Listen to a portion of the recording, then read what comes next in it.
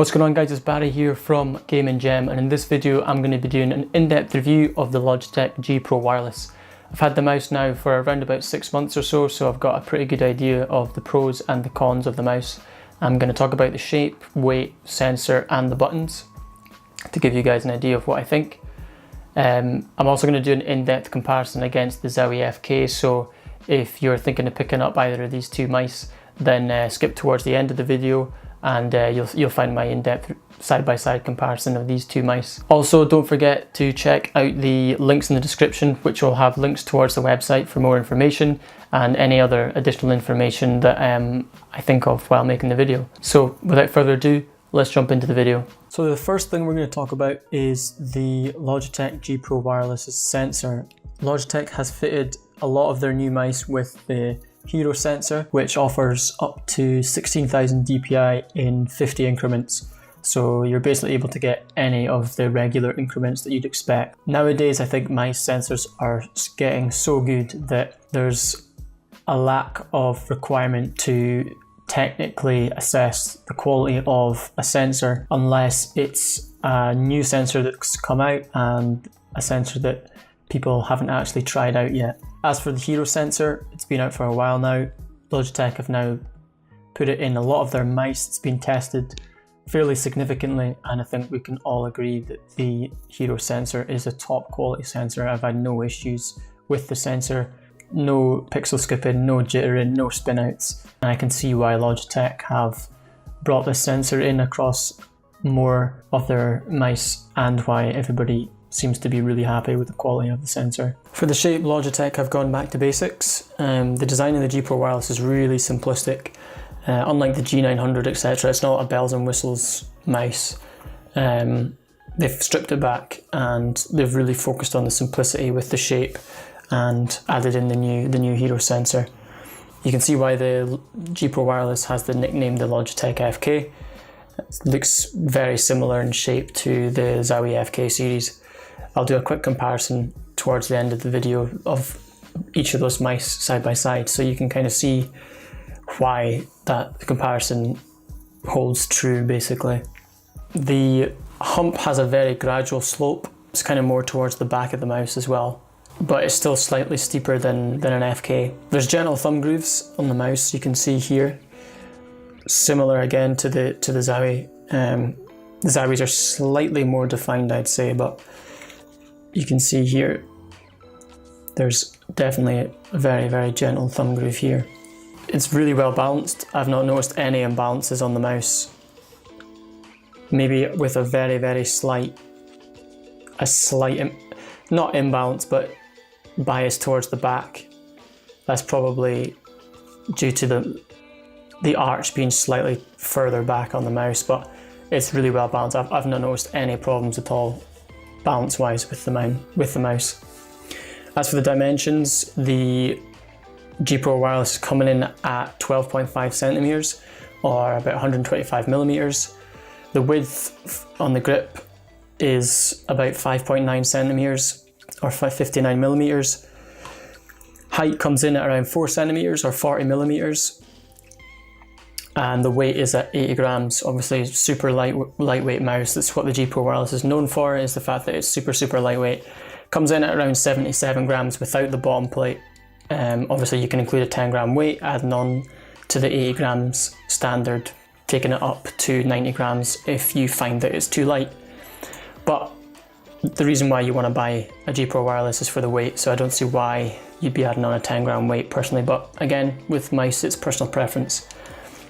So Logitech have managed to get the walls of the mouse down to 1 millimeter, which is pretty crazy for a mouse. I mean, that's really thin, and that's kind of why they've managed to get it down to that 80 grams. For example, the G403 comes in at 88 grams and the Zowie FK2 is about 85 grams and the FK1 is around about 89 grams. So that gives you an idea of how lightweight this mouse is. As for the buttons are really tactile and responsive. The mouse 1 and mouse 2 feel pretty crispy. They've got a fairly short travel time compared to the FK. They're a little bit louder as well. I'll do a sound test in the video a little bit later. They feel similar to the G403s. it's hard to really notice the difference, to be honest. They're very, very similar. The mouse 1 and mouse 2 also have very slight grooves on them. They're really, really subtle. It's quite difficult to see them, but you can probably see here the very, very slight curvature on the mouse 1 and the mouse 2. Nice addition. I would have preferred them to be a little bit more, kind of like the G403s. The scroll wheel is probably the best scroll wheel I have used on a mouse. I haven't tried the G900, so I can't say anything for that, but this mouse's scroll wheel is really, really solid. The notches are heavy enough to be noticeable, but they're not too rigid, and the tension is just right for me. Forwards and backwards feels great. It's not, you know, like mushy like you would find on a Zowie. Let's not talk about Zowie mouse wheels. So one of the big attractions of the G Pro Wireless are the modular side buttons. So you probably already know, but these side buttons can actually be removed, and you can fill them in with filler side buttons that are provided along with the mouse. So obviously I'm right-handed, so the right-hand side buttons are filled in because I don't use them, and I have the left side ones in here. They're just little magnetic buttons that you just slot in. Really nice addition for anyone that's left-handed, or if you don't use side buttons at all. As for the side buttons themselves, I've found them to be really tactile, and I actually prefer them over the G403, the FK. They're probably one of the best side buttons that I've actually used. I'm looking to get my hands on a Zowie S2 coming up in the next few weeks, so stay tuned for that, but I'm excited to see what Zowie have done with the side buttons on that. But the G Pro Wireless side buttons are great. I've been really surprised. I was worried that the whole modular thing would affect the quality of the side buttons, but that hasn't been the case at all. I've been really impressed. As for the DPI button, Logitech have switched it from the top, where it usually is on the likes of the G403, and they've put it on the bottom. The reason why this has happened is because they brought in around 50 esports professionals, and they surveyed them to ask them whether they use the DPI button if it's on the top, and the resounding response was no, and that sometimes they can accidentally press it, which is kind of annoying.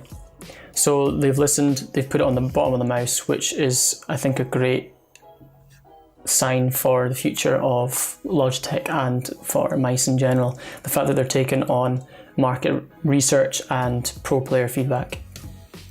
Now, it wouldn't be a proper mouse review if I didn't give you a sound test of the buttons. So here is a quick overview of the buttons and how they sound.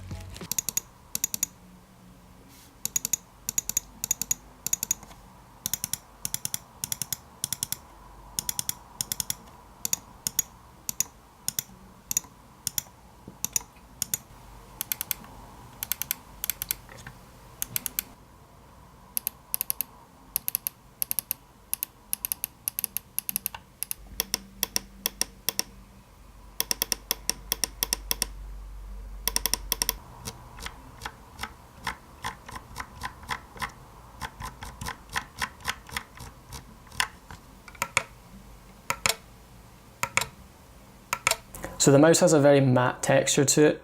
I found it really good. I mean, I get really sweaty hands, so the matte texture helps me better rather than the likes of the glossy texture. I do think the sides could have benefited from the G403's sides. I quite like the G403's side grips. But overall, I mean, the side grips are fine. I mean, there isn't really grip here. It is literally just the same texture here as it is up here. So there's no extra grip on the side of the mouse.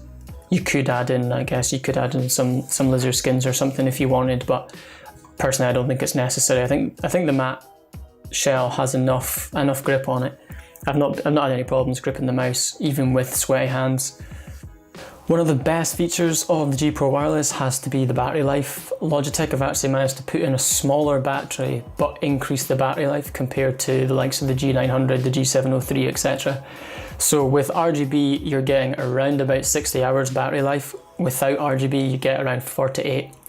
I'm using this mouse at least 5 hours a day during the week, and upwards of 8 hours during the day on the weekends, and I'm not even having to charge the mouse once a week. So the battery life on the G Pro Wireless has been really surprising and is actually probably one of my favourite features. Overall, it also takes around about 2 hours to charge. As for the durability of the mouse, I mean, I've had the mouse now for around about 4 or 5 months, around about that, and honestly, I've noticed zero durability issues. I know that there's been problems with the mouse 1 and mouse 2 rubbing together on some people's copies. I have not had this issue, so here, right where these two meet, there's been reports of these rubbing together.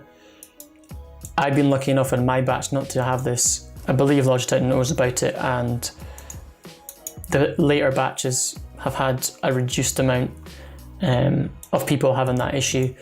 It happens usually when if you're kind of scoping in and shooting at the same time, and the mouse buttons are being pressed together like this, then people are suggesting that the mouse 1 and mouse 2 are grinding together. Again, I've not had this issue, so I can't say much about it, but I know that people on the Reddit mouse review, etc., have had a lot of issues with this, so something to be aware of, but I think Logitech have kind of ironed that out a little bit more. Due to the shape and the size of the G Pro Wireless, it does lend itself to palm, claw and fingertip, but I would suggest it more towards claw and fingertip just because of the size. You can palm it if you've got hands that are really no bigger than, I would say, 18 centimeters at a push. My hands are 17.5 centimeters, and this is me completely palming it, and you can see that I'm pretty close towards the end of the mouse. So if you've got hands bigger than that, I'm 17.5 by 9, so any bigger than that, you're going to struggle to palm this.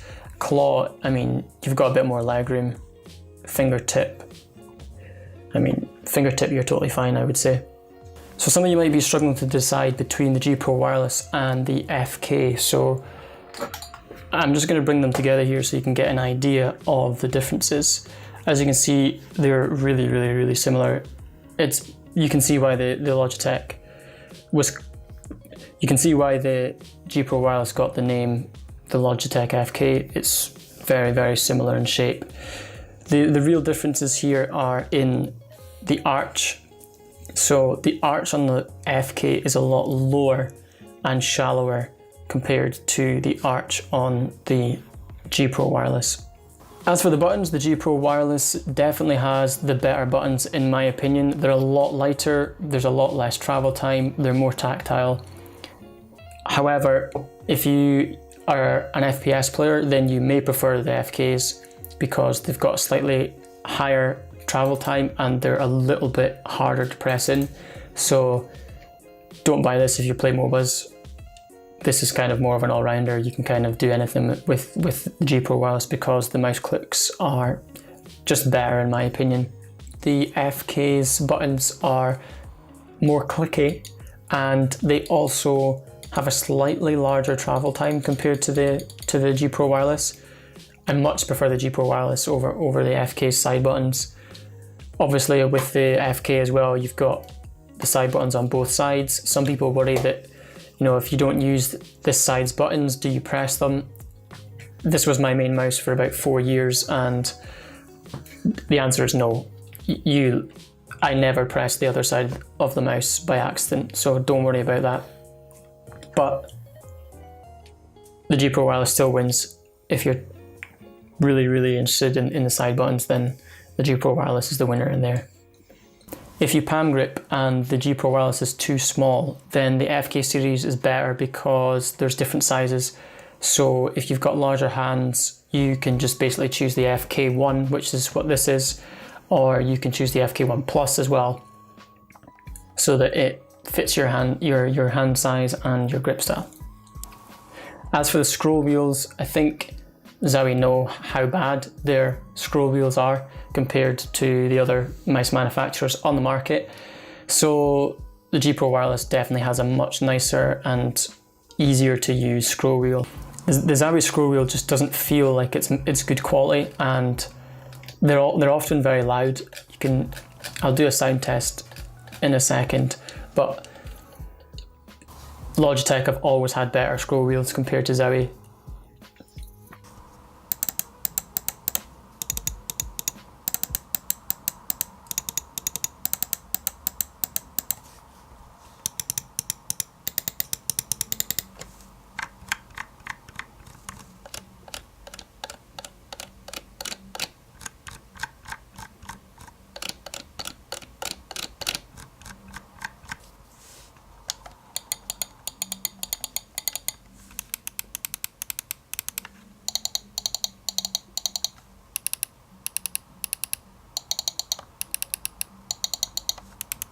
Another thing worth mentioning between these two mice are the sensors are different. So the FK1 uses the Avago 3310 and the G Pro Wireless uses the Hero. The 3310 is significantly older than the Hero. Still a great sensor. Honestly, I don't think it should be a deciding factor between whether you pick up the FK or the G Pro Wireless. Just know that the 3310 is a slightly worse sensor compared to the Hero, but again, I've had this mouse for so long, it's been my number one for years, and I've never had any issues with it.